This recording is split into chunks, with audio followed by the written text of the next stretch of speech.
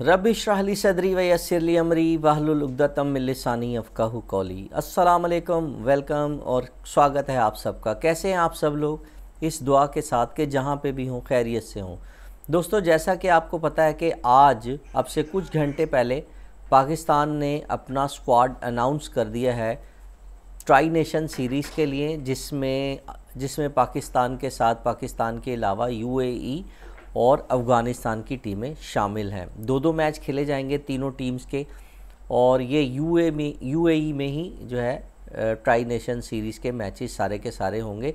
पाकिस्तान का इसको ये एडवांटेज और बेनिफिट फ़ायदा हो सकता है कि पाकिस्तान का जो एशिया कप है वो भी यहीं पर ही होना है। पाकिस्तान के जो मैचेस हैं, एशिया कप के जो मैचेस हैं वो भी यहीं पर मुनक्किद होने हैं, तो पाकिस्तान को और ऑब्वियसली अफ़गानिस्तान को भी इसका फ़ायदा हो सकता है। जबकि यही स्क्वाड है अनाउंस एशिया कप के लिए भी, जो कि फ़ौरन ट्राई नेशन जो सीरीज़ है 29 अगस्त से शुरू होगी, जिसमें पाकिस्तान का और अफ़गानिस्तान का पहला मैच है, और उसके साथ साथ जो अभी अनाउंस नहीं हुई है उसकी डेट, वो भी अनकरीब अनाउंस हो जाएंगी। उसके लिए पाकिस्तान को जो स्क्वाड अनाउंस हुआ है, पहले उस पर बात कर लेते हैं, तो और उनके कौन कौन से प्लेयर हैं। उसके बाद फिर बात करेंगे कि कौन से खिलाड़ी ऐसे हैं जिनकी बड़ी इस वक्त शोर सुनाई दे रहा है कि जी वो अनाउंस क्यों नहीं हुए, और बड़ी उम्मीद की जा रही थी कि उनका नाम टीम के अंदर आएगा। वो कौन से ऐसे दो प्लेयर हैं, उन पे भी हम बात करेंगे बाद में। सबसे पहले मैं पाकिस्तानी स्क्वाड जो आज अनाउंस हुआ है men's T20 Asia cup 2025 and tri nation series, Fakhar Zaman है ओपनिंग बैटर, और इसके अलावा उनके साथ हैं हसन नवाज़ जो कि टॉप ऑर्डर बैट्समैन हैं, और फिर हैं Mohammad Haris wicket keeper batter हैं, जिनको फ़ौक़ियत दी गई है मोहम्मद रिजवान के ऊपर। देखना ये भी पड़ेगा कि क्या मोहम्मद रिजवान का स्ट्राइक रेट, क्या मोहम्मद हारिस का स्ट्राइक रेट मोहम्मद रिजवान के स्ट्राइक रेट से ज़्यादा बेहतर था, और अगर स्ट्राइक रेट बेहतर था तो फिर मोहम्मद हारिस की जो एवरेज है वो कितनी थी। क्या मोहम्मद रिजवान की जगह पर मोहम्मद हारिस को खिलाया जाना T20 के अंदर फ़ायदेमंद होगा या नहीं होगा। Sahibzada Farhan middle order batsman, मेरे ख्याल में ये एक ऐसा वाहिद बल्लेबाज है जिसे कहीं पे भी ड्रॉप नहीं किया जाना चाहिए। लास्ट 6 मैचेस के अंदर 3+50 और 50 से ज़्यादा की एवरेज से 3 मरतबा मैन ऑफ द मैच रहने वाला ये प्लेयर मेरी समझ से बाहर है कि इसे क्यों ड्रॉप किया जाता है। अच्छा, ड्रॉप भी उस वक्त किया जाता है साहिबजादा फरहान को जब वो परफॉर्मेंस दिखा रहा होता है।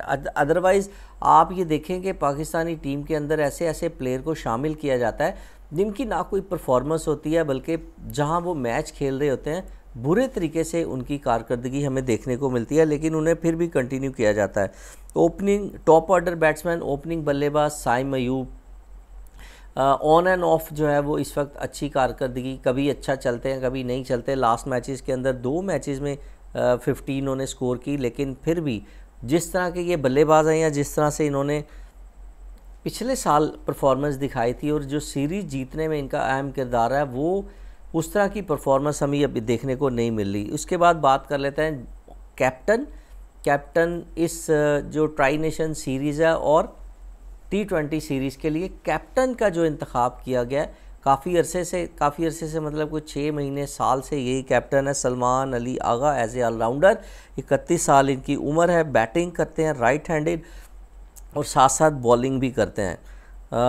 लेकिन अगर देखा जाए, अगर इनकी एवरेज पे बात की जाए तो वो भी कोई जिनको ड्रॉप किया गया उनसे ना ज़्यादा इनकी अच्छी एवरेज है, ना ही ज़्यादा उनसे इनका स्ट्राइक रेट अच्छा है। लेकिन फिर भी पता नहीं क्यों सलमान अली आगा जो है वो PCB की आंख का तारा बने हुए हैं। अगर इसके बाद बात करें फ़हीम अशरफ, जो कि काफ़ी अरसे से as a allrounder Pakistani team में करते हैं, बैटिंग करते हैं लेफ़्ट हैंड से और बॉलिंग करते हैं राइट हैंड से। मैं आपको बताऊं, मेरी नज़र में अगर आप इनको ऑलराउंडर लेते हैं तो ये पूरे ऑलराउंडर नहीं है, क्योंकि बैटिंग ये कर लेते हैं, कभी कभी अच्छी बैटिंग कर लेते हैं, कुछ अच्छी शॉट भी इनके पास हैं, अच्छे बॉलर को भी कभी ये अच्छी शॉट खेल लेते हैं। लेकिन ये बॉलर रनिंग इनकी जो स्पीड है वो कि ठीक ही है, सो है, बॉलर ये जो है ना वो मेरी नज़र में इतने अच्छे नहीं हैं जो कि हम इन्हें प्रॉपर एज ए ऑलराउंडर बड़े बड़े मैचेस के अंदर भी खिलाएं। मेरे ख्याल में किसी और को इनकी जगह देनी चाहिए। मोहम्मद वसीम एक अच्छी एडिशन है जो कि इस मरतबा हमें नज़र आ रहे हैं, लेकिन मोहम्मद वसीम अगर बात की जाए तो बॉलिंग ज़्यादा अच्छी करते हैं as compare to Fahim Ashraf, लेकिन उनकी बैटिंग थोड़ी सी हल्की है। लेकिन यह है कि आखिरी ओवर अगर उन्हें 2 3 4 ओवर या 10 8 10 12 गेंदें मिले तो टुल्ले वगैरह वो लगा लेते हैं। उसके बाद हुसैन तलत हैं, ये भी अच्छे ऑलराउंडर हैं और अभी पिछले चंद मैचेस के अंदर कुछ अच्छी परफॉर्मेंसेस भी हैं ऑलराउंडर में, और बैटिंग लेफ़्ट हैंड से करते हैं और right arm fast bowling, medium fast bowling करते हैं। सो हैं और इनसे लेकिन पाकिस्तान क्रिकेट बोर्ड को और पाकिस्तानी शायकीन को बड़ी उम्मीदें वाबस्ता है। खुशदिल शाह जो कि ऑलराउंडर हैं, लेफ़्ट हैंड बैटिंग और स्लो लेफ़्ट आर्म बॉलिंग करते हैं, ऑर्थोडॉक्स हैं, और इसके अलावा मुझे भी इनमें कोई इतनी ख़ास चीज़ नज़र नहीं आती।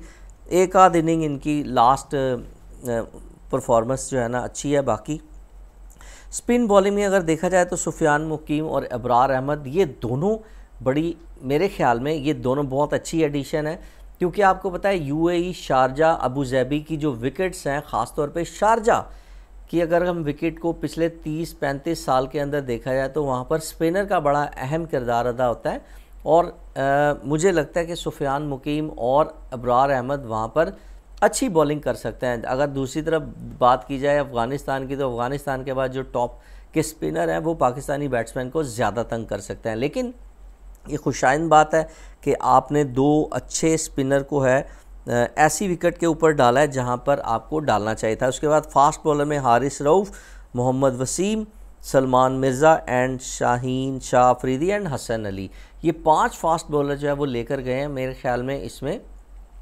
सबसे ज़्यादा जो नज़रें होंगी वो सलमान मिर्ज़ा पे होंगी, क्योंकि हारिस रऊफ़ मेरी नज़र में चला हुआ कारतूस है, और हारिस रऊफ़ के लिए जो कंडीशन है हारिस रऊफ़ को इतनी ज़्यादा सूट नहीं करती।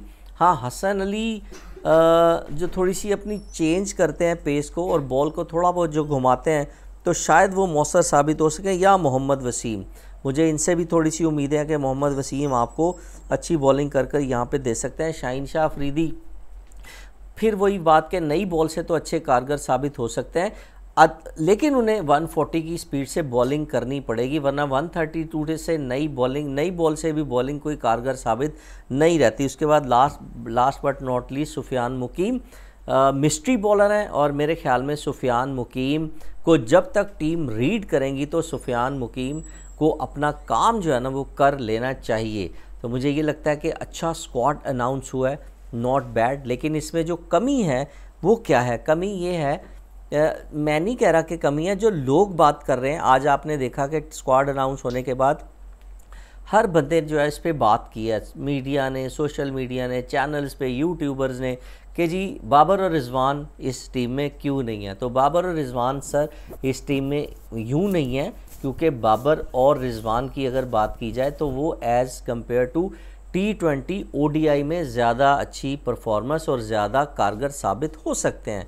तो मेरे ख्याल में इसलिए PCB ने और आकिब जावेद एंड कंपनी ने, माइक हैसन ने ये फैसला किया कि मेरे ख्याल में बाबर को रिजवान को T20 का हिस्सा ना बनाया जाए, क्योंकि असल चीज़ जो मैटर करती है T20 के अंदर वो करती है स्ट्राइक रेट, और स्ट्राइक रेट दोनों का आपके सामने ही है, बाबर का और रिजवान का 130 प्लस भी नहीं है, 120 के करीब जो है ना वो खेलते हैं। जबकि आजकल जो क्रिकेट हो रही है वो 140, 155, 150 की डिमांड है, तो इसलिए शायद इन्हें ड्रॉप किया गया। और मेरे नज़दीक ये अच्छा फ़ैसला है, क्योंकि आप अगर 50 ओवर की क्रिकेट के ऊपर जाते हैं तो बेस्ट चॉइस आपकी बाबर और रिजवान रह सकते हैं, लेकिन चूंकि दोनों फॉर्मेट जो है वो T20 के ऊपर है, तो मुझे लगता है कि ये चॉइस सही है। बाबर और रिजवान को रेस्ट ही देना चाहिए। एक दौर था कि जब बाबर और रिजवान का 140 के करीब आपका स्ट्राइक रेट था, तो पहली चॉइस भी बाबर और रिजवान ही हुआ करते थे, लेकिन चूंकि अब आप 120 से ऊपर बढ़ नहीं रहे हैं, एवरेज आपकी 20, 25, 30 से ज़्यादा बढ़ नहीं रही है,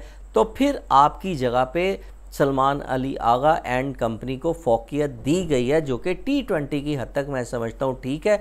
फ़खर जमान की एडिशन बेहतरीन है, शानदार है, लेकिन मुझे लगता है कि फ़खर जमान को ओपनिंग के अलावा नीचे के नंबर पे, तीसरे या चौथे नंबर के ऊपर खेलना ज़्यादा पाकिस्तान के लिए फ़ायदेमंद साबित हो सकता है। दोस्तों, आपकी क्या राय है कि बाबर और रिजवान को अगर टीम के अंदर नहीं खिलाया तो क्या ये बेनिफिटेड हो सकता है या ये अच्छा फ़ैसला है? अब कमेंट में बाबर और रिजवान का लाजमी लिखिएगा, टीम के हवाले से भी लिखिए, क्या ये अच्छी टीम है? Thank you very much.